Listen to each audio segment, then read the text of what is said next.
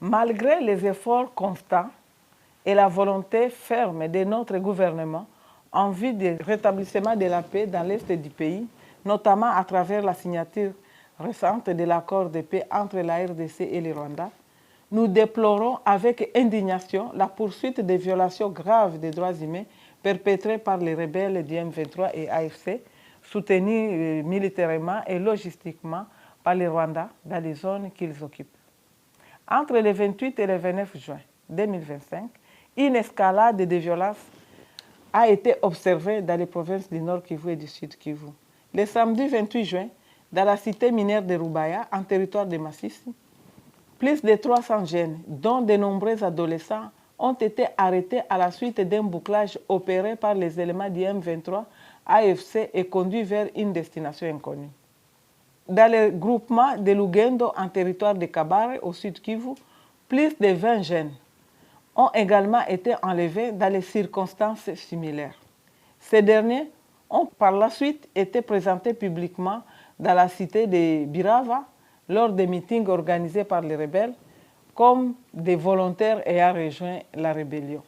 Cette mise en scène cynique ne peut dissimuler la réalité. Il s'agit bel et bien de recrutements forcés orchestrés en violation manifeste des droits fondamentaux des enfants et des jeunes congolais.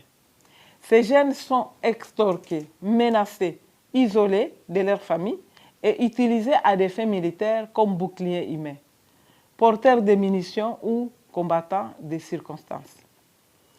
Ces pratiques relèvent d'une barbarie inacceptable et constituent une violation grave du droit international humanitaire, de la Constitution congolaise ainsi que des traités internationaux ratifiés par la RDC, notamment la Convention relative aux droits de l'enfant. Je condamne avec la plus grande fermeté ces actes qui atteintent à la dignité humaine et qui sapent les fondements même du droit de notre État de droit.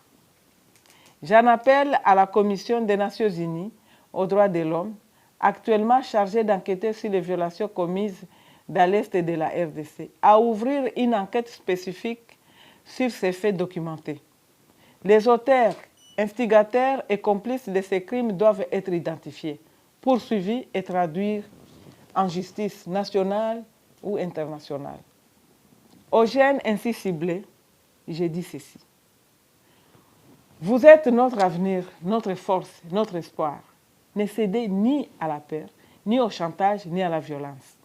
Face à ces violations inacceptables des libertés fondamentales, il est de notre devoir en tant qu'État de mobiliser toutes les institutions compétentes judiciaires, sécuritaires, politiques et civiles. Nous ne tolérerons ni l'exploitation des jeunes Congolais par des groupes armés. Je réaffirme ici, à ma qualité de ministre des Droits humains, la détermination du gouvernement à protéger, restaurer et faire respecter la dignité, la sécurité et les droits de notre peuple. Nous agirons avec fermeté et rigueur pour que la loi prévale et que justice soit rendue.